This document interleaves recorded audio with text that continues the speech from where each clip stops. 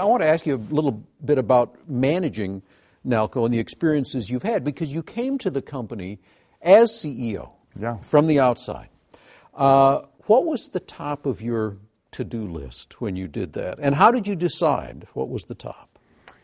Well, first of all, I spent the first weeks and months listening a lot, listening to the leadership of Nalco, talking to people across the organization, traveled a lot, got out there with customers all over the world, trying to understand what we do well, what we didn't do well, where they saw the opportunities, spent time with my leadership team, both getting their view on the company, what we needed to do, but also assessing the leadership and who we really needed and what other capabilities we needed to bring in to get the company going in the right direction.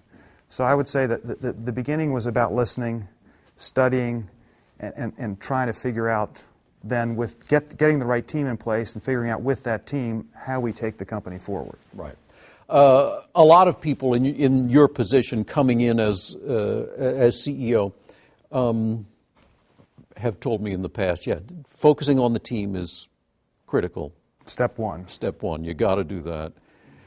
In some cases, focusing on the culture. From the outside, you will see that it needs to be steered a little bit. Was that the case? Yeah. The positive is we had a great culture to build on. A culture of service, customer comes first. This whole concept of we can reduce the customer's water use, make them more energy efficient, and save them money was embedded in the company.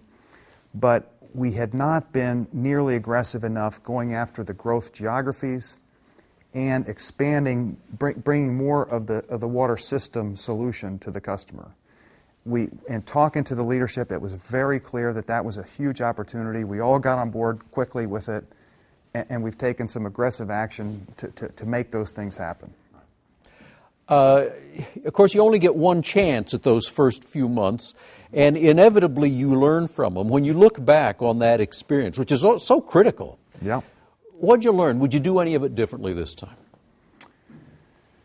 The thing that I learned was that as you get into the job and you start to think that you know the answers, don't get locked in. You know, you haven't been in the company that long. You think because you've been in other places that you can figure it out quickly. Start to form a theory of what you think the right answer is. Keep testing that theory because it does two things. It gets the management team aligned. You can get deeper into the organization. You can get customers connected to it. And then you get a much better answer. So don't make conclusions too quickly. And I would say that at first I thought I knew the answers, but then the answers got much better as we dug deeper, and I think that was very important.